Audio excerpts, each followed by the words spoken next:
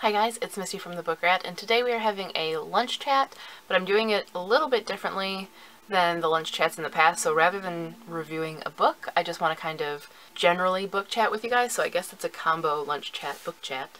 And I'm having possibly the weirdest lunch because I'm eating leftovers that needed to be eaten. I'm having half of a chicken soft taco, some broccoli soup that I made last night that is so good, and some cheese balls because they were sitting here and I wanted them. So for today's chat, I wanted to kind of talk about the idea of pushing yourself as a reader versus reading purely for pleasure. I think that it's something that tends to kind of crop up every now and then, especially around the new year when people are making resolutions and thinking like they're going to read all the things, they're going to read all the classics, they're going to be so well read, so educated. Then they also kind of look at it as work. If it's edifying you, then it can't, be for fun. Which isn't necessarily true. There are so many classics that I love. We've done a classics chat in the past. I will link that. It has a lot of my favorites listed. And there are still plenty more that I intend to read, and I like the sort of pace and the feel of them. But I think it goes beyond classics. Like, a lot of us, in BookTube anyway, don't tend to read nonfiction or drama or poetry or short stories. Like, we tend to really read ourselves into little boxes, and then we complain when everything is the same, but I mean everything we're reading is the same. Like, we're just reading from the same genres and the same authors and the same publishers, and things are bound to get a little repetitive and samey. So I'm kind of two minds with it, because on the one hand, I think it's great to sort of broaden your horizons, get introduced to new authors and new genres, and discover something that you might love. There have been plenty of times when I've switched up a genre and discovered someone or something totally new to me that has become like a new love. When I was a kid, pretty much all I read was horror for the longest time, just like R.L. Stine, Christopher Pike, things like that, Dean Koontz. It was all horror. Then kind of two things made that change. One, I was given some books, one from my uncle and one from a kid in my class, that were in totally different styles. So one was mystery and one was a V.C. Andrews book. That was my first V.C. Andrews, so thanks, Jeremy. Shouldn't have been reading it at that age, but I sure read everything by her after that. And then the other thing that happened was I just randomly discovered a couple of books at the library. Now I have a confession to make. I'm pretty sure that I sort of stole these books from the library. I mean, I returned them, but it was at a time where I know that I owed money on my library card and really, really wanted to read something. So I'm pretty sure that I just smuggled out these two books and then read them and brought them back. One was the first Song of the Lioness book by Tamara Pierce, so the Alana books, and the other one was, I think, called Invitation to the Game. So the Alana book is, kind of old school fantasy, and Invitation to the Game was futuristic dystopia. Both of those were so different from everything that I read at the time, and have since become favorite genres. Like, I love them, and they totally changed the way I read as a kid and the things that I looked for.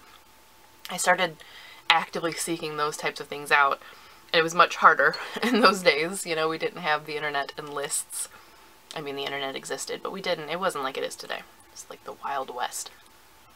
And if I hadn't kind of just tried those, tested the water with those, I would have missed out on so many of my favorite books as a kid. And this also applies to some things that I had to read for school that I didn't think I was going to like, because they seemed like boy books or they seemed boring. So Hatchet by Gary Paulson and True Confessions of Charlotte Doyle by Avi were both books that I fought tooth and nail not to read. Did not want to read them. Fucking loved them. I loved them so much. Anne of Green Gables is another one. I mean, come on. Like, I think sometimes we tend to dig in our heels because we know what we like, and we cut ourselves off from some things that can become a part of us. Like, Anne is a part of me. So I guess I want to talk about the idea not only of trying different things based on recommendations or because you kind of had to, but pushing yourself, actively pushing yourself, and whether you do that, and what pushing yourself would entail. So for you personally, what would push you out of your comfort zone, and in style, in genre, in age range, or size of book, or whatever it may be, kind of what makes you a little uncomfortable, or do you kind of avoid like the plague? And, you know, what are kind of the benefits of just going there? Like, when have you gone there and had it really, really work out in your favor? I always intend to read more plays. I do own a few books that are just all plays, all drama. I always mean to read them. I really enjoyed my poetry and drama classes in college, but I guess they just kind of get forgotten about. I also always mean to read more nonfiction. I feel like there's so many ways you can go with nonfiction, whether it's like a historical accounting of something, or teaching you something like physics, or, you know, memoirs, biographies, autobiographies, self-help. Like there's a whole wide world out there that I barely peek into at all. But I tend to almost always like it when I do. I guess it just feels different. Reading those things feels different than reading a novel for pleasure. I don't know if it kind of activates a different side of your brain or something, but it just doesn't feel the same reading those. This is one of the things that's good about challenges. They make you kind of spread your wings a little bit and try some different things.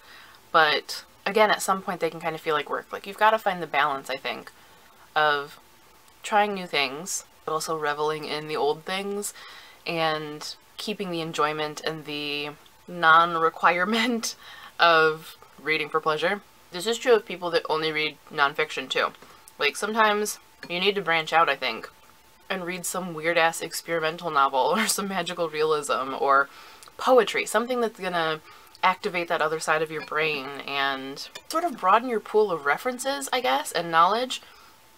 I think when you sample widely, you appreciate more in the sort of minute focused areas. So, like, if you think about a work that has a lot of references to other things, if you aren't familiar with those references, you're gonna miss them. But if you've kind of dipped your toes in everywhere and you've sampled everything, you'll have enough of a baseline to understand and appreciate those references and get more out of the things that you do tend to focus in on, because on the periphery you've got all of your little mini expansions hanging out, if that makes any sense. I don't know. I don't know. It's my theory. Because I am a list maker, I tend to get into these moods where I'm like, I'm gonna do this and this and this, and I'm gonna make a list for it. So I'll go through and I'll be like, okay, I'm gonna do a little challenge for myself, and I'm gonna read from this genre and this genre. I'm gonna read this many nonfiction, this many short stories, or whatever. It'll make this fantastic list that I'm never ever gonna touch again. Part of this chat, I think, comes from that tendency. I guess a little bit like Emma from Jane Austen, who draws up a very fine list of very excellent books that she never does anything with. I certainly have that tendency, and I think the intentions are good, but finding the balance and the motivation to do it isn't always there. I feel like I could ramble on about this for quite some time and just increase the chances of me getting some broccoli stuck in my teeth for the rest of this video. But really, what else is there to say? At the end of the day, I just want to know if you do challenge yourself to read outside of other genres, and if you find it beneficial to, or if you very steadfastly are like, no, I read for pleasure. I got enough of required reading in school or in work, and my reading is my me time. Like, kind of where do you fall? Which side of the fence do you fall on? And also, if you were going to push yourself, or you were going to recommend things for people to read outside of their normal genres, what would you recommend? What plays, what short stories, what poets, what works of nonfiction? Or even if someone normally reads YA, what adult books would you recommend? If they only read adult books, what YA books would you recommend? Like, what do you push on people that is maybe outside of their norm? Or what have you had pushed on you that was outside of your norm that you ended up loving? I want to know. But I think that's all for this lunch chat. probably rambling and pointless, but there you go. If you join me for lunch, I would love to know in the comments what you were eating, because last time you guys told me some fantastic things and it all sounded so good. And of course, I'd like to hear your thoughts on the topic or any suggestions or requests for other book chat, lunch chat, or tea chat topics that you'd like to discuss. We haven't had a tea chat in quite a while. That's non-bookish if you're unfamiliar, it's just random. But that's all for today's video. Thank you guys for watching. Hope you enjoyed your lunch, and as always, happy reading!